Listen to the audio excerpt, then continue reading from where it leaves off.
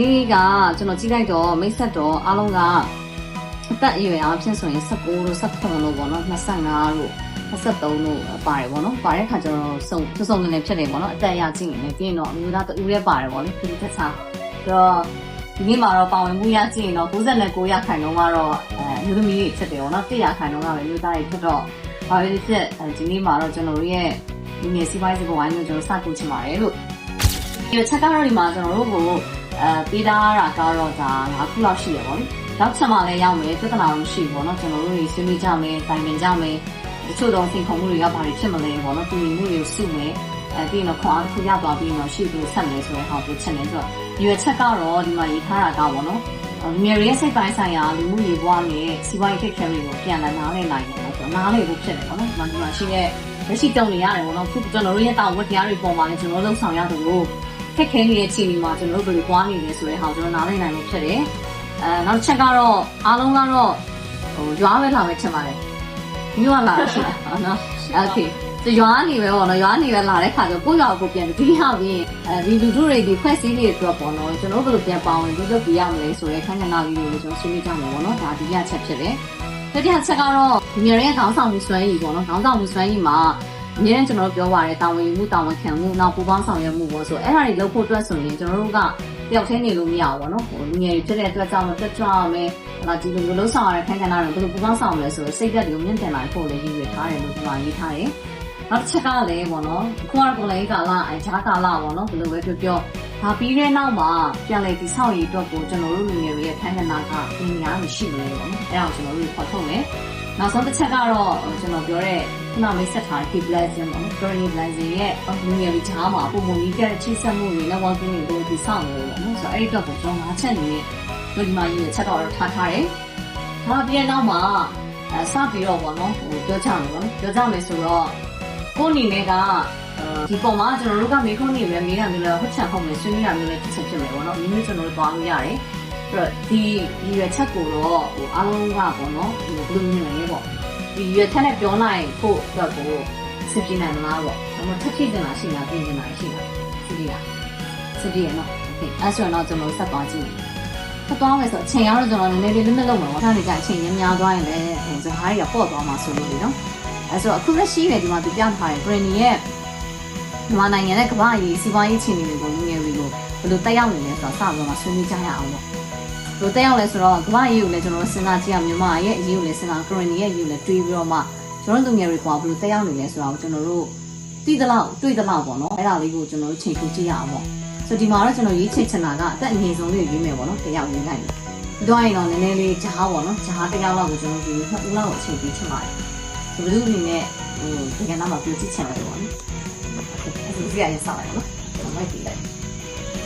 ်နော်ဒီကျွန်မရဲ့အမြင်ပြောပါလားဒီကဘာရေးညီမရေးဆိုတော့ညီပေါ်လို့ဒီတရားနေဆိုတော့နော်ဒီတော့သူတို့ကြောင်းတော့ဒ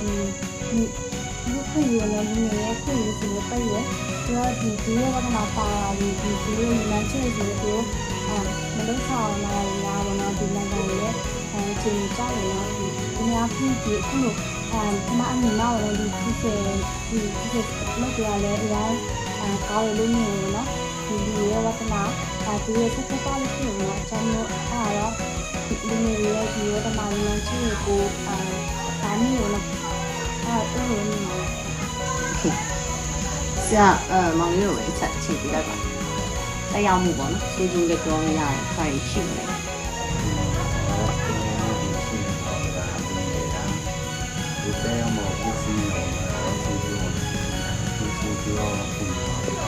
သူတို့တော့ပို့ပြောများတာပေါ့နော်။အဲကြောင့်မို့တော့ကောင်းတာလည်းရှိနေဆိုးတယ်လည်းရှိနိုင်တယ်နော်။အဲ့တော့ဒီကြည့်ရ။ကျွန်တော်နဲ့ပြောကြည့်လိုက်လို့ပေါ့နော်။အဓိကစူဂျူကပြောရမယ်ဆိုရင်စောနာဒီညီမလေးမစီရဟန်ကြီးလည်းပြောထားတယ်ပေါ့နော်။အဓိကလူငယ်တွေဝါသနာပါတဲ့ဟာမျိုးပေါ့နော်။ဒီတော်နိုင်ရေးကာလမှာပေါ့နော်။ကိုဝါသနာပါတဲ့ဟာအကုန်ဆိုတာထက်အများသောအဖြစ်အကုန်လုံးဟာဆုံးချုံလိုက်ရတယ်ပေါ့နော်။ကိုလှုပ်ချင်တိုင်းလှုပ်ခွင့်မရဘူးဆိုတဲ့ဟာပေါ့နော်။ပြီးတော့ဒီတော်နိုင်ရေးဖြစ်ပြီးနောက်ပိုင်းမှာလည်းကောက်ကျိုးမြင်တာကကျမတို့ဒီတော်နိုင်ရေးဆိုတဲ့ဟာပို့ပြီးတော့တိကျသွားတယ်ပေါ့နော်။အရင်တော့ဆိုရင်ဒီမင်းအောင်လိုက်တာ အာနာမသိဘူးဆိုရင်ကျမတို့ green တို့ကိုယ့်ရဲ့ green အရေးတော့ကိုမတိတဲ့လူထဲကပါတယ်ပေါ့နော်အဲ့လိုမျိုးတော်လည်းကြီးဖြစ်တော့အများကြီးတော့ကျမတို့ဒီgreen ရဲ့အရေးပဲဖြစ်ပေါ့နော်ကျမတို့အကုန်လုံးနည်းနည်းတော့ပို့ပြီးတော့တိလာရတယ်ပေါ့နော်ဟုတ်ဆိုတော့ခဏကနေဆိုတော့ညီမအစိုးရကပါအကျိုးနော်စီဝါရီကကျမတို့လူတွေကိုတရားမာနိုင်တယ်နော်ဆိုတော့ကျမအနေနဲ့ဆိုလို့ရှိရင်တော့အခုကကဘာစီကကရှိတယ်ဆိုတော့ညီမကတော့ဘယ်မှာချိလာနေလဲဆိုတော့ဒီမှာကစီစီလုံးတက်တယ်ဒီမှာတက်ကနေပြီးတော့ဒီနိုင်ငံရဲ့ချင်းကြောက်တော့နော်အချင်းလေးဒီကမတီးနေအကြောင်းရယ်ဒီဒီကဒီဒီလုံးတက်တာကြောင့်နော်စီပွားရေးလည်းလုံးရတယ်လို့တစ်ခါမှလည်းဒီနေဒီညာကြီးကိုလည်းတက်ရတယ်ဖြစ်စီနိုင်နော်ဆိုတော့လူငယ်တွေလွတ်လပ်ခုနကညီမလေးပြောကြတယ်နော်လွတ်လပ်တော့တရားမဲ့အချိန်မှာကျွန်တော်တရားဘူးပြောမှကျွန်တော်တဲ့ solution နဲ့နိုင်ငံရဲ့ခေတ်ကြောင့်ဆိုတာဖြစ်လာစေတယ်ဆိုတော့လူငယ်ပေါ်မှာတော့အများကြီးတရားသွားတာလို့ကျွန်တော်မိကုန်းလုံးကတော့ရှင်းတယ်ပေါ့နော်ရှင်းတယ်ဆိုတာကဂရင်းနီပဲဖြစ်ဖြစ်ညီမပဲဖြစ်ကပါပဲဖြစ်ပေါ့နော်ဒီနိုင်ငံရေးတွေဖြစ်လာတဲ့အပေါ်မှာကစီးပွားရေးအခြေအနေကလည်းကျွန်တော်တို့ပုံမှာအများကြီးဖြစ်တယ်ဒီလိုမျိုးရိုက်ခတ်လို့လဲပေါ့နော်ကျွန်တော်ဆိုရင်လည်းဒီကာလတွေမှာအများကြီးကြုံခဲ့ရတဲ့ခါရှိပေါ့နော်ဒါပေမဲ့ကျွန်တော်ဒီ blessing ကိုစပြီးတော့ထောင်တဲ့အချိန်မှာတော့ကျွန်တော်ရဲ့စဉ်းစားချက်ကလူသမီးနဲ့လူငယ်တွေကိုဒါကိုပြန်ပြီးတော့မှကျွန်တော်တို့ထူထောင်ရေးပြန်လုပ်ရမယ်ပေါ့နော်ပြန်လည်တည်ဆောက်ရေးပြန်လုပ်ရမယ်ဆိုတော့အတွေးကိုတော့ကျွန်တော်ရှိခဲ့တယ်ဒါပေမဲ့တွေးနေုံနဲ့တော့မရအောင်ပေါ့နော်အလုပ်တွေလုပ်ရမယ်လုပ်ပြီးသွားရင်ပြန်ပြီးတော့မှသုံးသပ်ပြီးကျွန်တော်ဘယ်ထိရောက်မလဲဆိုတဲ့ဟာမျိုးကိုကျွန်တော်စဉ်းစားတော့လက်ရှိမှာလည်းခုနဆိုရင်အားလုံးမိတ်ဆက်သွားကြတယ်နော်ကိုယ့်ရဲ့တာဝန်တွေကဘာတွေဖြစ်တယ်ဆိုတော့အဲ့ဒီအားလုံးကလည်းလက်ရှိမှာလည်းဒီတော်လိုင်းကာလနဲ့ချိန်ပြီးတော့စီးပွားရေးတိတိလေးစလုပ်နေကြတာဖြစ်တော့ပြန်ချိန်ထိုးရရင်ကိုတူဦးနေနေပေါ့နော်ကိုဒီလက်ရှိမှာလည်းစိန်ခေါ်မှုတွေလည်းဖြစ်နေတယ်လို့နော်ဖြစ်နေကိုနိုင်လည်းလူငယ်လည်းဖြစ်တယ်ခုနကမှညီမလေးချုပ်ပြောသွားတယ်ပေါ့နော်ဟိုမသိရတယ်ပေါ့နော် green သမိုင်းနဲ့ပတ်သက်လာရင်ပို့ပြီးတော့မှရင်းနှီးကျွမ်းဝင်လာတဲ့မကြည်တဲ့အရာတွေကိုသိခဲ့ရတယ်ဆိုတဲ့အပိုင်းတွေလည်းရှိတယ်ဆိုတော့ဆုံးရှုံးသွားတာတွေဟလာအကျိုးသက်ရောက်သွားတာတွေကိုတော့ကျွန်တော်တို့ကောင်းသိခဲ့ပြီဆိုတော့ဒီပုံမှာကျွန်တော်တို့ဘယ်လိုပြန်လဲပြင်ဆင်နေလဲပေါ့ဆိုတော့ကိုယ့်အနေနဲ့ကိုယ့်ရဲ့ပေါ့နော်ဒီအခုပြင်ဆင်နေတဲ့အပိုင်းလေးတွေကိုပဲပြန်ပြီးတော့မှဟိုပြန်ညှောင့်ဝေပေးပေါ့လေဘာလို့ဆိုကျွန်တော်ထင်ပါတယ်ဒီကနေလည်းကျွန်တော်တို့တခြားတော့ပေါ့နော်ကျွန်တော်တို့ကဲတို့လေးလွတ်နေတော့ဟာအခက်လည်းမရှိနေတော့လူငယ်တွေများစွာရှိနေတယ်ဆိုတာကိုလည်းကျွန်တော်တို့မြင်နေဆိုတော့အပေးရမယ်ပေါ့နော်အပေးရမယ်ဆိုတာကကျွန်တော်တို့လုံနေတဲ့အကြောင်းအရာလေးတွေကိုပဲပြောပြဖို့ပေါ့နော်ဆိုတော့အချိန်ကတော့ကျွန်တော်မှ2မိနစ်3မိနစ်လောက်တော့ပြီးလို့ရတယ်ပေါ့လေဆိုတော့အဲ့ဒီအတွက်ကတော့ငါတို့ညဘက်ကိုအချိန်စောင့်ပြီးချင်တယ်ဟိုငါလေးမိနေပေါ့အခုတောင်းယူထားတဲ့အပိုင်းတွေမှာခုနကတော့ဆုံးရှုံးသွားတဲ့ဘာညာတွေရှိနေမယ်ဒီပဲစင်မှာလည်းတောင်းယူပြီးတော့ဒီအကြောင်းအရာတွေပြန်လုပ်နေတယ်ဆိုတော့ချိန်ပြီးတော့ပေါ့နော်ဟိုပြောပြီးဖြောက်ပြီးပို့နော်ချိန်ပြီးပါအခုဆိုခုနကဒီဆောရှယ်မီဒီယာဝန်ဒီလိုတော်နိုင်ကလာဖြစ်တဲ့ပုံမှာကဒီမျိုးတွေတဲ့သူတရားမှုမှာကဒီမျိုးတွေတော့ပြင်ဆင်နေဆိုတော့ခုနေရှိနေကျွန်မကခင်ဗျာစီမှာပေါ့နော်ခင်ဗျာစီမှာလည်းလုပ်နေတဲ့သူတရားဖြစ်တယ်ပေါ့နော်ကျွန်တော်ခင်ဗျာစီမှာကအဓိကကျွန်တော်တို့ကဒီအများကြီးသွားတဲ့ဟာဖြစ်တယ်ပေါ့နော်ဒီကတော့ဒီ community ဆိုတဲ့ဟာနဲ့ကျွန်တော်တို့သွားခါကြတော့ဒီခင်ဗျာစီမှာလည်းတော်တော်များကလူငယ်စုဖက်ဖြစ်တယ်ပေါ့နော်လူငယ်စုဖက်ဖြစ်တယ်ပြီးတော့အမျိုးသမီးတွေလည်းများတယ်ပေါ့နော်ခဏလေးကျွန်တော်တို့မိတ်ဆက်ထားတဲ့မစ်ဆဲသွားတဲ့ပုံမှာလည်းအမျိုးသမီးတွေများတယ်ပေါ့နော်ကျွန်တော်ဆဆချင်းစီဥမာကျမအနေနဲ့ကခုနကတော့လူမျိုးနဲ့အလောက်ကိုင်ခွင့်နာကမရှိဘူးနော်ပြီးတော့ဒီလူမျိုးအများကျူးတွေအလုပ်နေရတဲ့ပုံမှာကဘယ်လိုမျိုးစနစ်နဲ့တွားရမလဲပို့ဆိုတာကဒီစီးပွားရေးပေါ့နော်စီးပွားရေးကကိုအနေနဲ့ကဘာမှတွေ့ကြုံမရှိခါကြလို့ဒီလိုမျိုးတော်လိုင်းရေးကလာမှာအများကျူးတွေတွားတဲ့ပုံမှာကကိုယ်တွေစိတ်ခုံမှုတရားလည်းဖြစ်တယ်ပေါ့နော်ကျွန်တော်ကျမတို့ဒီမှာလာပြီးတော့ခင်ဗျာစင်းမှာလာပြီးတော့အလုပ်ဆောင်နေတဲ့ပုံမှာလည်းကျမတို့ဒီလူငယ်တွေကနော်ဒီခုနကဒီလူငယ်တွေကအလောက်ကိုင်ခွင့်နာတွေနေပါလာခါကျတော့တခြားတော့နိုင်ငံတွေမှာတွားပြီးတော့လောက်ကိုင်ရတယ်ဂျုံခံရတယ်ဆိုတဲ့ဟာကများလာတယ်ပေါ့နော်ဒီကကျမတို့ကဒီပြည်နယ်မှာကအလောက်ကိုင်ဖို့ဆိုရေးကမလုပ်ပေးနိုင်ဘူးပေါ့နော်ကျွန်တော်ဒီကျမတို့ခင်ဗျာစင်းတွေကခုနကဒီအထက်ကမော်လင်းညီမလေးစစမားတွေလည်းဒီလိုမိတ်ဆက်တာတဲ့တိုင်းပဲကျမတို့ဒီ local business training ပေါ့နော်ဒီ training ကိုကျမတို့ပြန်ပြီးတော့ဖွင့်ပေးတယ်ဒီလူငယ်တွေအတွက်အခွင့်အလမ်းတွေပြန်ပြီးတော့ဖန်တီးပြရရှိတယ်ပေါ့နော်ဥပမာခုဆိုလည်းကျမတို့အလောက်ကကျမတို့လူမျိုးနဲ့အရေတော့ကကျမတို့လူမျိုးအလောက်ကမရှိဘူးဆိုလည်းကျမတို့ပြန်ပြီးတော့ပေါ်ပြတဲ့အဓိကတော့ဒီ blessing တွေက ဒီ resource distribution အပိုင်းပဲဖြစ်ပေါ်လာဒီ resource အပိုင်းရဖြစ်ဒီ technical support အနေနဲ့ဖြစ်ပေါ်လာဒီအပိုင်းတွေကျမတို့အများကြီးပြန်ပြီးတော့ဖော်ဆောင်ပေးတယ်ပေါ့နော်ဒီကတော့ကျမတို့အရှိမအများကြီးပူဆောင်ပေးတယ်ကျမတို့ရဲ့ founder ဆမအမီလီပေါ့နော်အများကြီးကျမတို့လူငယ်တွေပုံပို့ပေးတယ်အဓိကတော့ဒီcollege ကျမတို့ဒီစီဝါရေးနဲ့ပတ်သက်လာမယ်ဆိုရင်နိုင်ငံရေးနဲ့ချိတ်သွားတယ်ပေါ့နော်ကျတော့ဒီစီဝါရေးအများကျူတဲ့လောက်ရဲ့ပုံမှာကခုနကကျမတို့လိုပဲအများစိတ်ခုံမှုရှိတော့နိုင်ငံနဲ့ပုံမျိုးချိတ်ပြီးတော့တွားရမလဲဆိုတဲ့ဟာပေါ့နော်ပြီးမှတစ်ခုနဲ့ကအခုလက်ရှိကျမတို့ green မှာကစီရေးချင်နေလည်းဖြစ်တယ်ပေါ့နော်ဒီတစ်ခုနဲ့ကျမတို့မင်းလုံးရခါကျတော့စီးပွားရေးတွားရေးအမြဲတမ်းဒီစီရေးချင်နေလည်းကျမတို့နားထောင်ရတဲ့အပိုင်းလည်းရှိတယ်ပေါ့နော်ကျတော့ခုနေနဲ့ကအဓိကပြောချင်တာတော့ဒီလူငယ်တွေတဲ့အများကြီးအခုလည်းပြန်လို့ပေါ်ဆော်ပေးတယ်ပြီးတော့လူထုတွေတဲ့ဒီကျမတို့ခင်ဗျာစင်းကနေတက်နိုင်တဲ့များဒီ technical support ကိုပြန်ပြီးတော့လောက်ဆောင်ပေးတယ်ဆိုတဲ့ဟာဖြစ်တယ်ပေါ့နော်ဟုတ်ဒီမော်လီပြာကတော့ကျွန်တော်တို့2023ဖြစ်မှာเนาะအဲ့ကလေးကကျွန်တော်တို့စပြီးတော့မှဟိုဝင်းကြီးလုပ်ငန်းနဲ့လာပြီးပေါ့เนาะကျွန်တော်စပြီးပြီဒီချိန်ဒီမှာတော့လက်ရှိတဲ့အသက်ကတော့22မိနစ်အမျိုးသမီးနဲ့ဖြစ်တယ်ဆိုတော့တာမန်အရင်တော့ဆိုရင်တော့လူကြီးတွေကဒီလိုမျိုးစီးပွားရေးမျိုးမျိုးပြောဖို့ဆိုတဲ့ဟာကပြင်ဒီမှာတော့နေရပေါ့เนาะတိတ်မရှိကြတော့ရှိတယ်လို့ကျွန်တော်နားလည်နေဆိုတော့ဒီနေ့စကဝိုင်းကနေနေပေါ့เนาะဒါဒီမှာလေးပြမြကဒါအတူတူလူညသွားတယ်လို့ကျွန်တော်နားလည်တယ်ပြောမှခဏပြောသွားတဲ့ technical support ပေါ့နော်ဆိုတော့ technical ဆိုတာကကဘာရင်းနဲ့မြန်မာကိုတော့ပူစားပြီးပြောတာမျိုးမဟုတ်ဘူးပေါ့နော်ကျွန်တော်တို့ community တာနဲ့ကိုင်းနေမယ်ကျွန်တော်တို့လူထုနဲ့ကိုင်းနေတဲ့အတွေးခေါ်တွေစားချက်တွေကျွန်တော်တို့လူတွေကဆိုပါစို့ပေါ့နော်ဝေါ့ချောင်းကြိုက်ကြတယ်ပေါ့နော်ဆိုတော့ဟိုတရုတ်မှာပေါ်နေတဲ့ဘယ်လိုပြောရမလဲဟိုပင်လယ်စာတို့ကိုရီးယားပင်လယ်စာတို့ထက်ဆိုင်ရင်တော့ပေါ့နော်ဒီကုပြည်နယ်မှာရှိတဲ့ဝေါ့ချောင်းကိုဘယ်လိုလုပ်ရလဲဒီနည်းပညာကိုဘယ်လိုသွားရလဲဆိုတဲ့အပိုင်းကိုပဲထိုင်ကြည့်နေမှာရပေါ့နော်ခဏနေကြအရင်မြင့်သွားပြီးတော့ဟာနည်းပညာဆိုအကုတ်ပါတယ်ဆိုတဲ့ဟာမျိုးကိုလည်းမြင်သွားမှလည်းဒါတစ်ဖက်လူကြီးရဲ့ချင်းမြင်ချက်ပေါ်မှာတစ်ခါတည်းပေါ့နော်ဟိုပြောထားတာဆိုတော့ local ပေါ့နော်ကိုယ့်ရဲ့ data ကိုင်းညီမဲ့အခြေအနေမျိုးကိုပဲနာနည်းပညာပံ့ပိုးမှုတွေကိုကျွန်တော်လုပ်တယ်ဆိုတဲ့ဟာကိုတော့ဒါ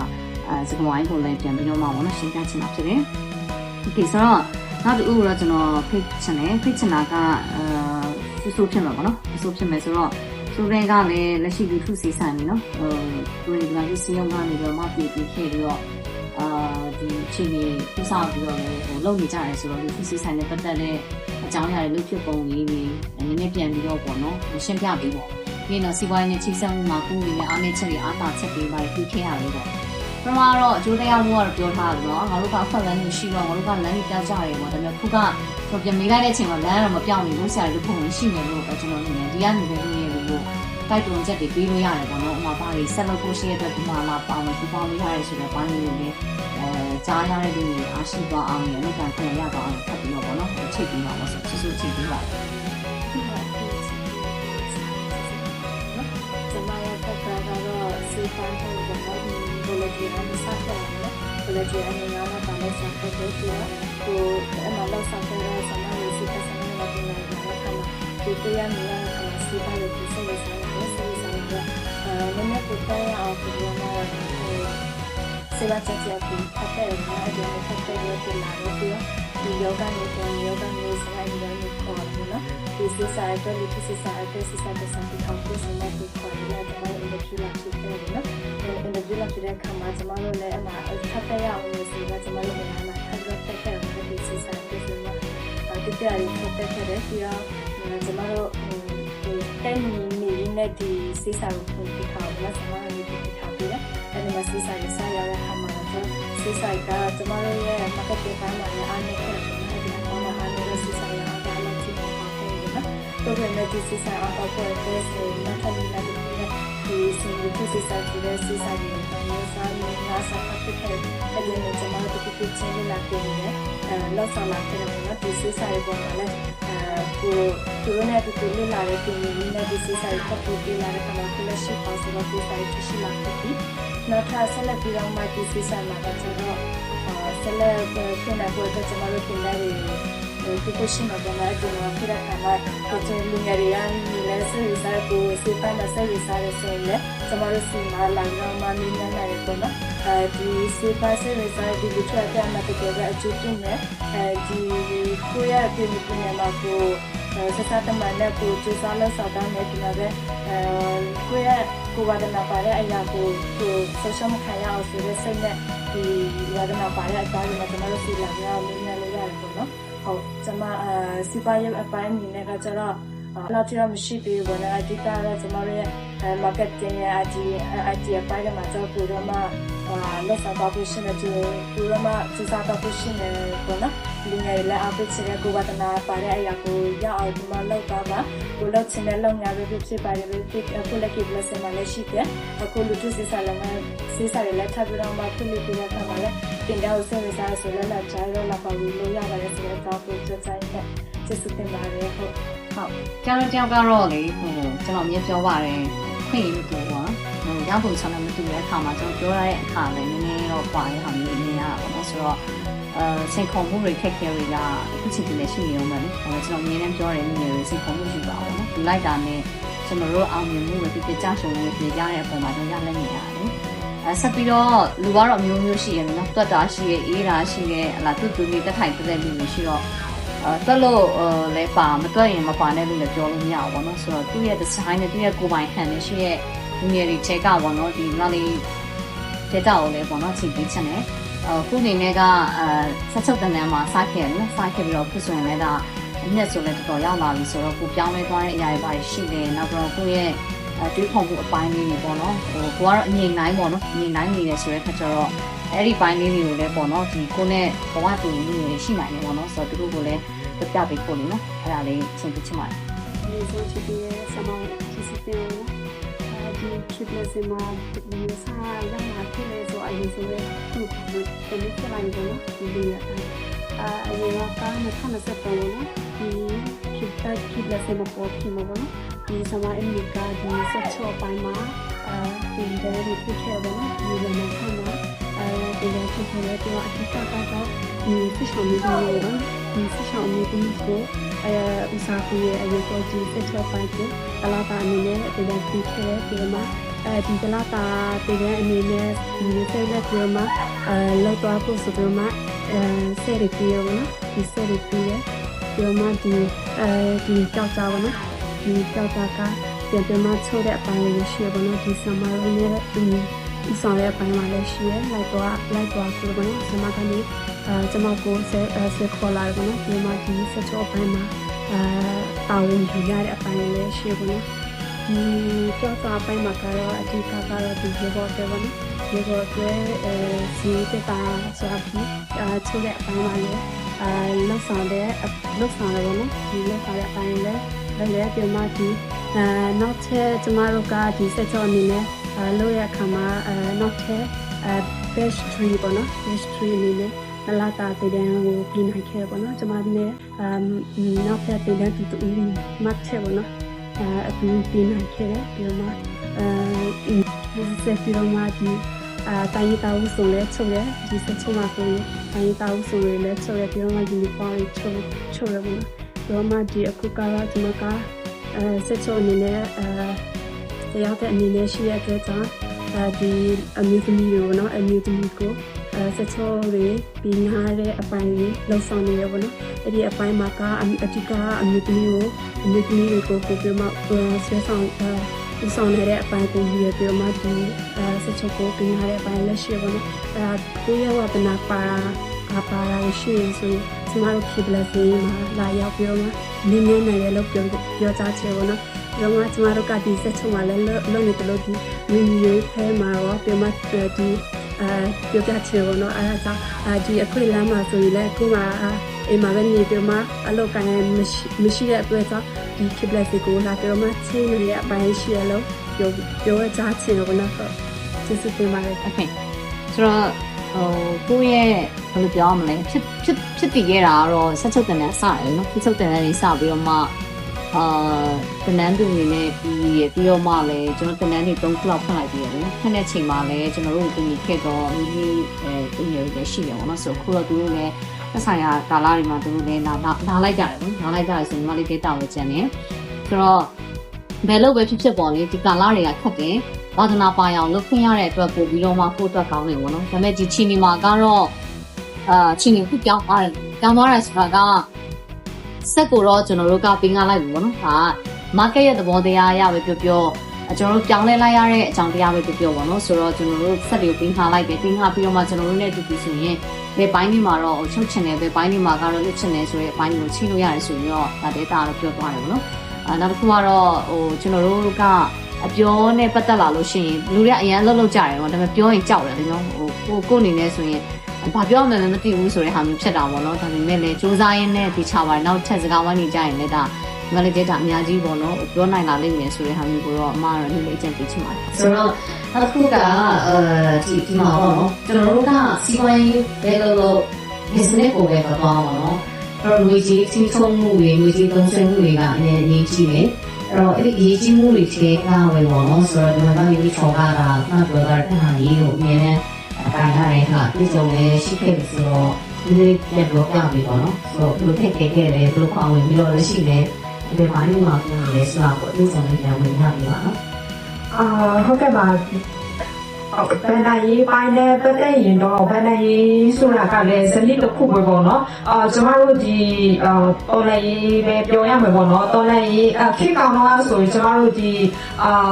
ဘယ်လိုလဲအစိုးရသွားနေတဲ့ system အခန်းကဏ္ဍပဲပြောရမှာပေါ့နော်အဲ့ဒါကျမတို့လုံးဝမသိခဲ့ဘူးဒီတော်လည်းရေးကာလမှာပဲကျမတို့ဘယ်လိုမျိုး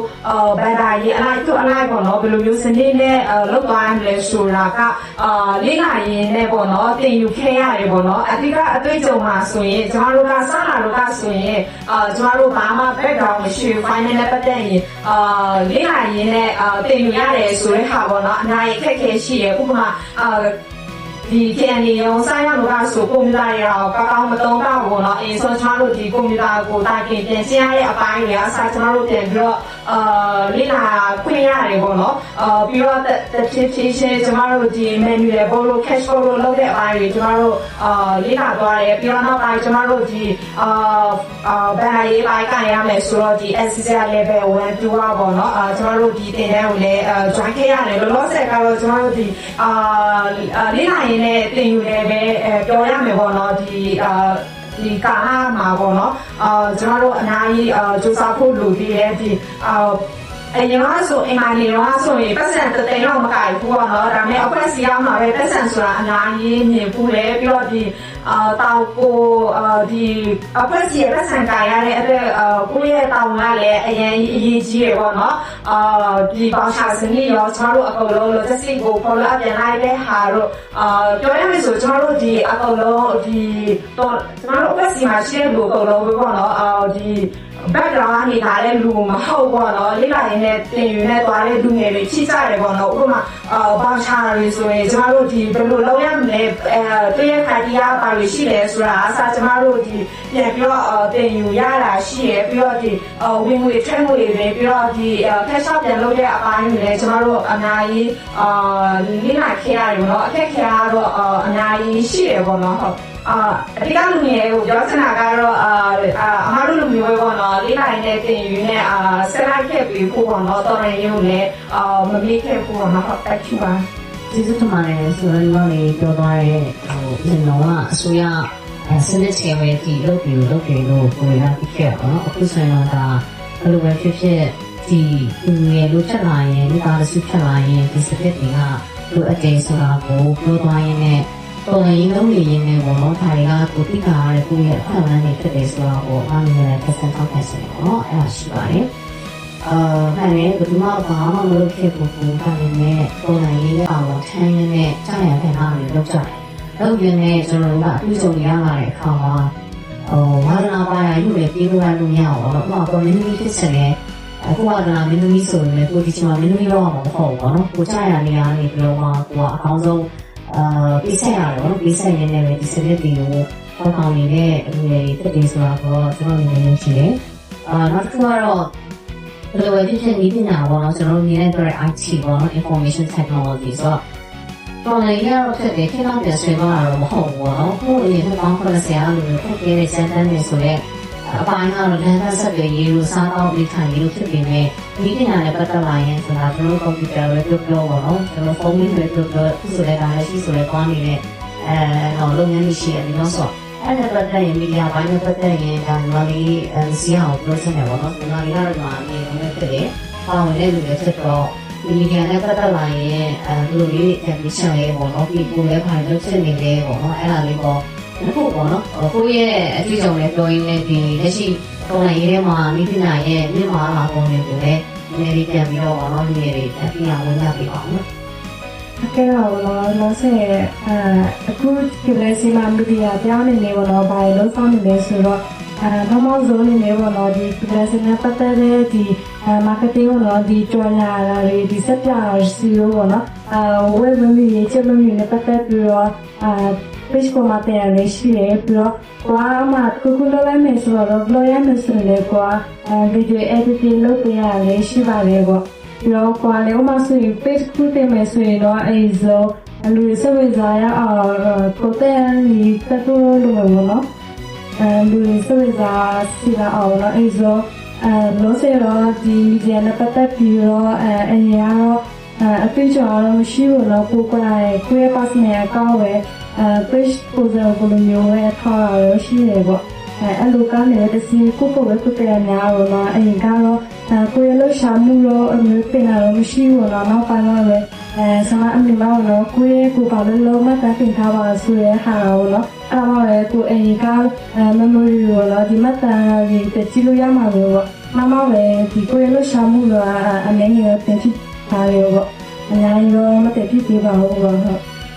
တက်ပေးချင်တာကမီဒီယာရောတော့ပေးဖို့ပြောချင်မှာလို့နော်social media ဘောနော်ကိုတာမတော်စင်တော့ကိုမကြတဲ့ခင်မလို့ချင်တယ်နော်ခင်လေးညီရောကိုလေးလာရမယ်ကိုတုံးနိုင်ရမယ်လို့နော်အချင်းနဲ့တော့တုံးရမယ်လို့နော်အချင်းပြီးတော့မတုံးစချင်လို့နော်စူချိုရှိတယ်လို့ကကြိုးရှိပါရဲ့ပေါ့အဲ့ဒါပြမဖြစ်မှာရှိဒီမီဒီယာနဲ့ပတ်သက်ရင်လည်းကျွန်တော်တို့လည်းတုံးရတယ်ပေါ့နော်။ဘာလဲဆိုတာကကိုကခေါင်းဆောင်လေးလုပ်ပေါ့နော်။ဟိုနောက်ပိုင်းလေးလုပ်ပေါ့နော်။ဆိုတော့ကိုခေါင်းဆောင်ဖြစ်ပြီးဆိုရင်ဒီလိုအတိတ်ပေါ့နော်။အတိတ်ကိုတီးဖို့လိုတယ်။ကိုနဲ့ဆိုင်ကိုတီးရမယ်ပေါ့။မဆိုင်ဘူးဆိုတာတော့မရှိဘူးပေါ့နော်။ပေါ်ရင်းကာလမှာအားလုံးဆက်ဆံရေးရှိကြတယ်။ဒါကြောင့်ကျွန်တော်မြင်နေပြောတယ် sharing လုပ်ပါပေါ့နော်။ sharing is caring, caring is sharing တဲ့ကိုဘာမှမသိနိုင်ဘူးဆိုရင်တော့ကိုယ်တင်းဆက်လက်ကို share ရုံနဲ့လူပြီးသွားတယ်နော် share အောင်လည်းကိုမလုပ်နိုင်ဘူးကိုယ်တင်းဆက်လက်မရှိဘူးဆိုရင်တော့ကျွန်တော်ပြောရင်လူတွေပြီးဆိုင်ပြီပေါ့နော်ဒီကောင်းကစမ်းမလာအပြင်ထားဆက်ပြီးရှောက်ကြရအောင်ပေါ့နော်ဒီကွန်ပျူတာကိုဘာမှခက်သွားတာလို့ပေါ့ဒီစီနေရာတော့ရွေးချယ်လို့မရတော့နောက်ဆုံးလို့မရတော့တာဒီနေရာကြီးကျွန်တော်တို့လူငယ်တွေကမှဒါဆက်မယုံဘူးဆက်မချမ်းဆက်မတော်ဘူးဆိုရင်နောက်မျိုးဆက်ဘယ်တော့မှယုံနိုင်တော့ပေါ့တော်လိုင်းကတော့အေးစင်နဲ့တက်ချန်နေခုဒီမှာလို့မလို့ပုံစံနဲ့ပြီးလို့ပုံစံနဲ့ပြောက်လာတယ်တော့စီကတော့တားမယ်နိုင်ရရှုံးနိုင်ရရှုံးကြလိုက်တာစီရှိတယ်ဒါပေမဲ့အနောက်မှာကိုယ့်ကိုပြန်ကြည့်တဲ့အခါကျရင်ကိုကြောက်တယ်မရဘူးမလို့တော့ဘူးတော့လုံးမရဘူးပေါ့နော်အခုဆိုရင်ကျွန်တော်စပြီးဆွဲခေါ်ပြီးဆွဲခေါ်ရတယ်ဆိုတော့ကတော့ internet စာဒီရလူတွေဆွဲခေါ်တော့တိတ်မခက်ဘူးနော်ကိုရီးယားလူငယ်တွေကိုဆွဲခေါ်တာကျွန်တော်ကိုရီးယားဆိုတဲ့ခေါ်ခက်လူကိုလူသားကိုတည်ဆုံးတယ်နော်ကိုလိုက်ပါမှာကိုပြောနေနေတတ်နေတော့ဖြစ်မယ်ဆိုတော့တိတ်တော့ကိုတိနေတယ်လို့ပြောမှာဒီပေါ့နော်ဆိုတော့မီဒီယာနဲ့ပတ်သက်ရင်ဒီချာရဲကျွန်တော်တော့ပြဖို့လိုတယ်ဒါပေမဲ့ပြဖတ်ဆိုလို့ရှိရင်နောက်ပြီးအချိန်ပေါ့နော်ဘယ်တော့တုံးလဲဘာတော့တုံးလဲဆိုတော့ကျွန်တော်ဟာတာတစ်ခုပြောပြရပါတော့ကိုပြန်လာရင် messenger ကိုဖွင့်မယ်ဆိုရင်တော့လုံးဝပတ်သက်တာအရင်ဆုံးကြည့်ပါဦးနော်ကိုယ့်ရဲ့ partner ရေးစားတွေနဲ့ပြောရအောင်တော့နောက်ဆုံးမှကြည့်ပါဦးနော်ဆိုတော့ဒီချိန်မှာကောင်းလေးတွေရှိနေတော့ကျွန်တော်တော်စိတ်ဆူကြတယ်ဒါလည်းဟာထားရလည်းမဟုတ်ဘူးเนาะဒါလည်းဒီဖြစ်တဲ့ထင်မှာပါတော့မိမိတို့ကစိတ်ကောက်ကြတဲ့ခံစားချက်သမားတွေဆိုတော့နည်းနည်းဒီဟာကိုပြန်မျိုးမှဒီကြောင်ခေါင်းလေးထိုးသလိုပဲပေါ့နော်ပြန်ပြီးအချက်ပြီးတဲ့ဟာဖြစ်ပါတယ်ဟုတ်မီဒီယာနဲ့ပတ်သက်ရင်တော့ဆက်တယ်7ဆက်ပေါင်းရအောင်နော် offer ရဲ့ကအကားချက်တွေအားနဲ့ဆက်ပြီးဒါကလည်းအားပြောဆက်ရှိသေးတယ်ပေါ့နော်ဒီနေ့ကတော့ကျွန်တော်ထင်တယ်အနည်းလေးပဲပေါ့နော်ဒီလေးပဲကျွန်တော်ပြောကြည့်ကြအောင်ပဲပေါ့နော် okayဒီမှာကဒီ business training နဲ့ဒါ batchmans နဲ့မြင်နေမှလေးများပါတယ်နော်။ပါတော့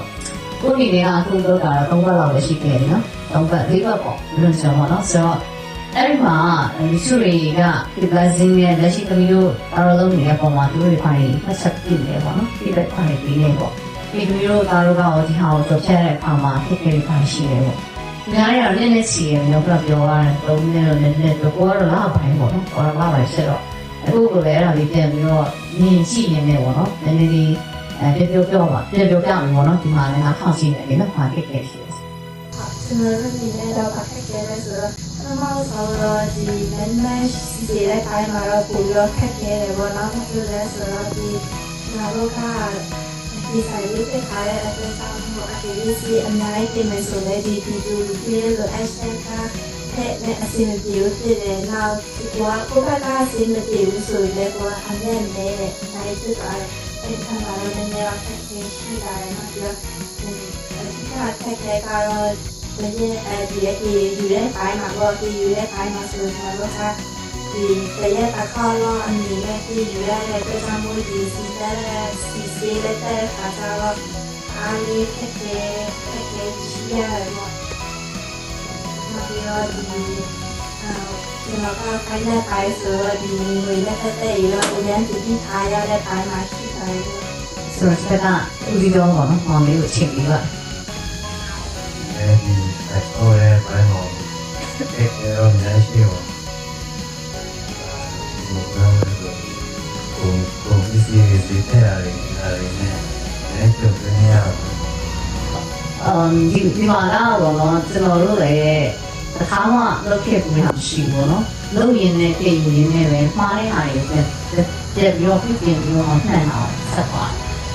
ရင်စက်ကဇာလေးခုပေါ့နော်ပြန်ပြီးတော့ဒီမှာလည်းတချို့တာလို့ပါတယ်ဒါပေမဲ့ထပ်ပြီးတော့အားလုံးပြောင်းပြီးတော့ပြန်ဆင်လာလုပ်တဲ့ຢာတွေမှန်ဖို့လိုတယ်ပေါ့နော်မှန်တော့မှန်တော့အိမ်မှန်တဲ့ຢာဆက်လုပ်ပါရအဲ့ဒီစကားလုံးကကျွန်တော်ဒီကောင်လေးစတဲ့အချိန်မှာကျွန်တော်ရန်ချက်တဲ့စကားလုံးဖြစ်ဒီဆက်ရတယ်ဆိုတာကဟုတ်တယ်သူ့ပြင်မဲ့ကိုယ့်ရဲ့တိုးတက်မှုလည်းကိုရဘယ်လိုတိုးတက်မှုတွေရလဲဆိုရင်တော့ပြီးဖြစ်တယ်ဒီကောင်လေးမှာငါတို့စက်ပိုင်းကိုတက်မတင်ရသေးဘူးခြေလက်အင်္ဂါလည်းမဆွရသေးဘူးငါတက်တဲ့9ရက်ပြင်လာနေတော့ဒီမှာရှိတဲ့လူအများဘက်ကိုတော့ငါကအကျိုးပြုပြီးလုပ်ပေးနေတဲ့သူဖြစ်တယ်ဆိုရဲ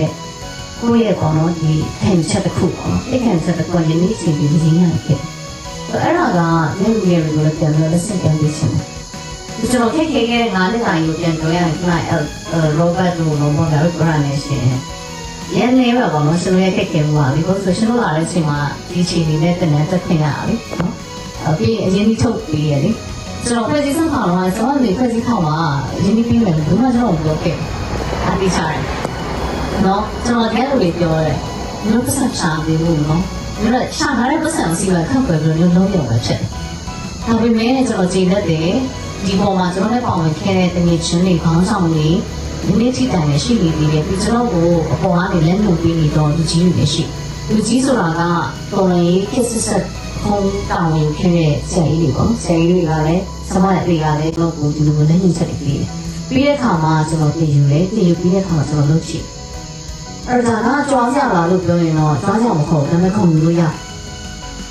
ဘာမှမလုပ်ရင်တော့ဘာမှဖြစ်လာမှာမဟုတ်တစ်ခုလောက်လိုက်တော့လေတစ်ခုတော့ဖြစ်လာတယ်နော်ဖြစ်လာတယ်ဒါပေမဲ့စားကြရကျွန်တော်ရဲ့စဉ်းစားမှုကကျွန်တော်ကိုယ်တစ်ခုပဲကျွန်တော်စဉ်းစားလိုက်မယ်ဆိုရင်ဒီလိုမျိုးချိန်နေဖြစ်ပါဒီခင်ရတယ်နော်လူစားဒီမခံတော့မရဘူးဆိုရင်မတက်တဲ့လူတွေရောက်ကိုတက်အောင်မသိအောင်လုပ်ရတာကပုံမှန်ကြောင့်တဲ့လူဆိုတော့သူတစ်နှစ်တည်းအောင်ပါပြီးရင်တော့10တန်းလောက်ရတယ်12တန်းလောက်ရရင်တော့သူပြည့်တဲ့လောက်ပြီးပါတယ်ဒါပေမဲ့ဘယ်နည်းဆောက်ရလဲဆိုတော့အလုံးစုံ7နှစ်နဲ့15နှစ်ဆောက်ကျွန်တော်ရဲ့တက်တန်းလေးဒီကောင်လေး9နှစ်မှာကျွန်တော်နဲ့တွေ့ရတာအလုံးစုံတက်တန်းအရင်ဆုံးကလည်း3နှစ်ပဲလေဆိုအဲ့လိုမျိုးထင်ရတယ်ဆိုတော့ကျွန်တော်ကစိတ်ကိုအရင်ကြီးမားတယ်ဘယ်လိုလဲအဲ့တော့ lecture ဆိုကျွန်တော်လည်းသိရတယ်နော်ဒီနေ့ဝန်အောင်တင်ရတယ်သူရှိရတယ်သူစားရတယ်သူသွားရတယ်ငိုကလေးကြီးကလေးပေါ့နော်ဆိုတော့တစ်ချက်တော့မိထားသေးတယ်ပေါ့နော်ဆိုတော့ဘာလို့ငိုလဲသူ့ငိုလဲပေါ့နော်ဘာလို့ကငိုလဲသူ့ပြောအောင်ဘာလို့ပြင်နေလဲသူပြင်ရကိုလည်းမပြည့်တဲ့ဒီပဲတော့ပြန်မရဘူးကျွန်တော်တို့လည်းဆက်ဆောင်ဖြစ်တယ်ပေါ့နော်ကျွန်တော်တို့အားလုံးဒီမှာရှင်းနေကြတယ်အားလုံးဆက်ဆောင်ဒါပေမဲ့ပြန်ဖို့ဆိုရင်ကျွန်တော်တို့ပြန်တက်တဲ့အချိန်ရှိတယ်ပေါ့နော်ပြန်ရမယ့်အချိန်ရှိတယ်အဲ့တော့ကျွန်တော်တို့ကကြိုတင်ပြီးတော့ပြန်လိုက်ရင်အဲ့ဖြစ်လာနိုင်တယ်ဆိုတဲ့အခါမှာကျွန်တော်ကြောင့်မတူညီမှုတွေကိုခါလာပြီးရင်အခုပြည့်စက်နေရလေဒီနေ့ဆိုတော့ကျွန်တော်ရေပေါ်မှာကြားတယ်ဒီ season အောင်လို့ရတာအခါမှာစိတ်ကိုတော်တော်လေးပြင်ဆင်ရတယ်ပေါ့နော်ပုံမှန်အနေထားမဟုတ်ဆိုတော့ဒီလိုပြည့်စက်နေရတဲ့ရေပေါ်တွေရှိနေပြီးဒီလိုဝင်နေဟာဒီတိုက်ပွဲတွေမှာဒီလိုကပြည့်စက်နေပြီးတော့ကျွန်တော်တို့ရအနောက်ကနေတော့ပြင်ဆင်ပါဝင်ပြီးတော့လုပ်နေရအောင်ပေါ့နော်အဲ့ဒါကတော့ဒီနေ့ရဲ့စကဝိုင်းမှာလည်းဒါကျွန်တော်နည်းနည်းလေးပြန်ပြောမှဟိုဖြစ်ပြောချင်တာပေါ့နော် ဆိုတော့ဒီကျွန်တော်ပြောမိနေရအောင်ညညမချိန်ကြရင်ဒီနေ့ကတော့တက်ကြည့်အောင်ပြင်ကြည့်နေကျွန်တော်အဲ့ဒီအချိန်လေးကကျွန်တော်ဒီလက်တော့တက်ဒီချာကတော့ငါနဲ့မတော်နဲ့ငါနဲ့ဘက်ထောင်ပြီးဒီဝီရဲ့အောင်မမပြီးတော့လူရဲနေတော့အဲ့လိုနဲ့မိကြတော့မမိလေးလေးနဲ့တော့ကျွန်တော်တို့မြင်ပါတယ်ဟုတ်ဒီချာကတော့ငါနဲ့မတော်နဲ့ငါနဲ့ဘက်ထောင်ပြီးဒီဝီရဲ့အောင်မမပြီးတော့လူရဲနေတော့အဲ့လိုနဲ့မိကြတော့မမိလေးလေးနဲ့တော့ကျွန်တော်တို့မြင်ပါတယ်ဟုတ်ဒီမှာတော့ key present နဲ့ပတ်ပေါ်နိုင်တဲ့အချက်တွေကပါရှိတယ်ပေါ့နော်အဲ့ဒါလေးကိုပြန်ပြီးတော့ပြောတော့ပတ်ပေါ်နိုင်တဲ့အချက်တွေကတော့များတော့များမယ်ပေါ့နော်ဒါပေမဲ့အဲ့ဒီအချိန်ကဒီဘိုင်းတွေကပတ်ပေါ်ပြနိုင်မယ်ဆိုတာလေးကို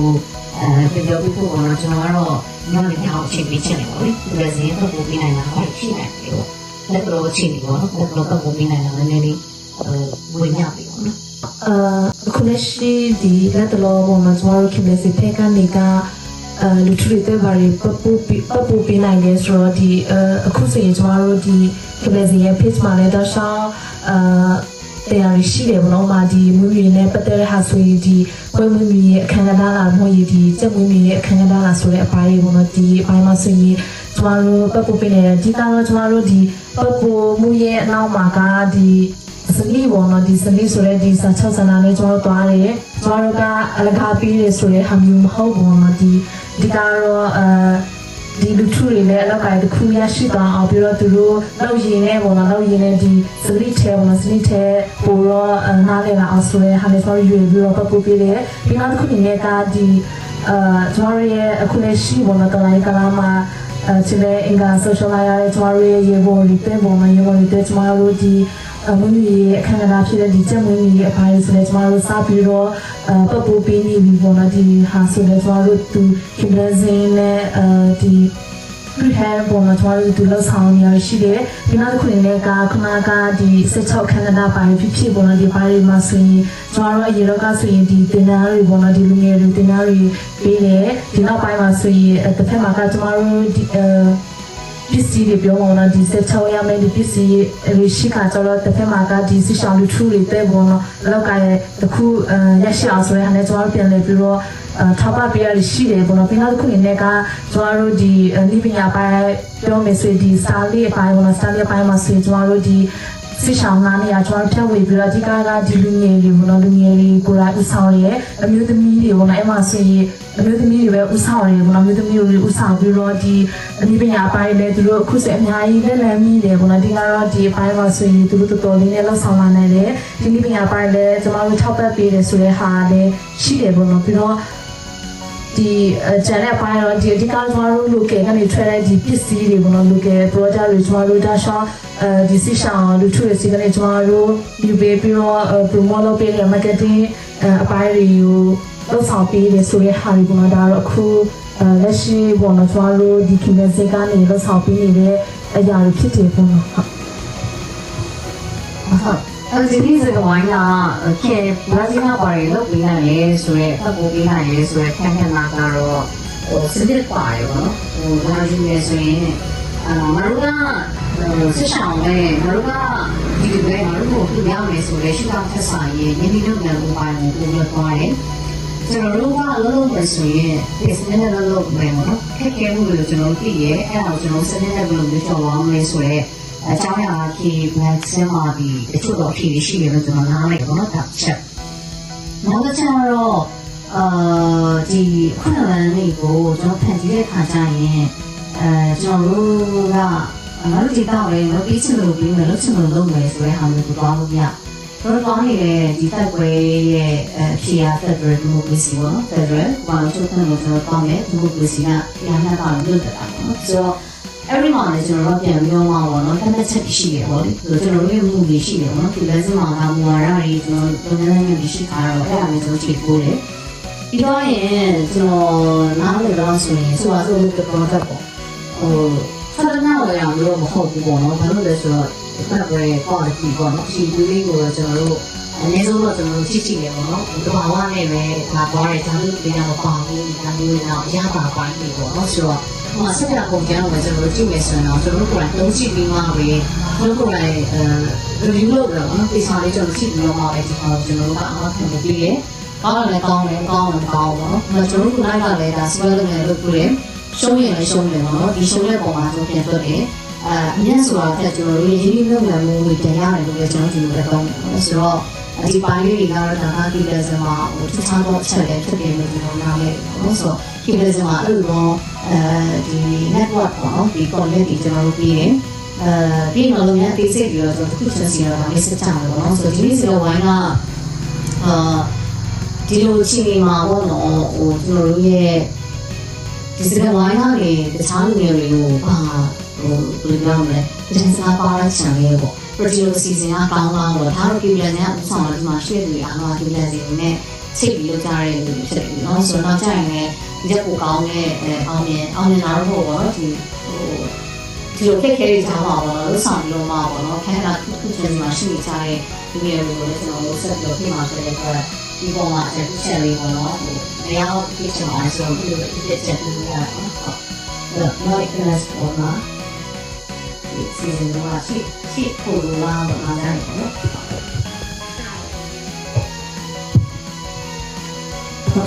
ဘာသာနေရပြောတဲ့ဆိုလို့ရှိရင်ဒီလိုအစီအစဉ်ကကောင်းနော်ဒါဆိုတော့ကျွန်တော်တို့ဒီကတခါတလေဒီကတော့ဒီလိုမျိုးချင်မှာအားလေးလူရှိမယ်အားတိုင်းလူရှိမယ်နော်ဆိုတော့ကျွန်တော်ဒီ blessing ကိုတည့်လူရှိမယ်တည့်လူရှိမယ် public policy ကိုတည့်လူရှိမယ်တည့်လူရှိမယ်ပေါ့နော်ဆိုတော့ဒီလိုမျိုးတော့ချင်အားဖြင့်တို့ကဒီလိုမျိုးအစီအစဉ်ကိုကြည့်ချင်အားဖြင့်လည်းသူတို့ကနေပြီးမှလေးလုံးနိုင်ရဟာတွေလောက်နိုင်ပြီးမှသူတို့ကရတဲ့ထားတဲ့လူရဲ့အခွင့်အရေးတွေလည်းရနိုင်မယ်လို့ညွှန်နေတယ်ပေါ့နော်ဆိုတော့ဒီမျိုးအစီအစဉ်ကိုတော့ထားလို့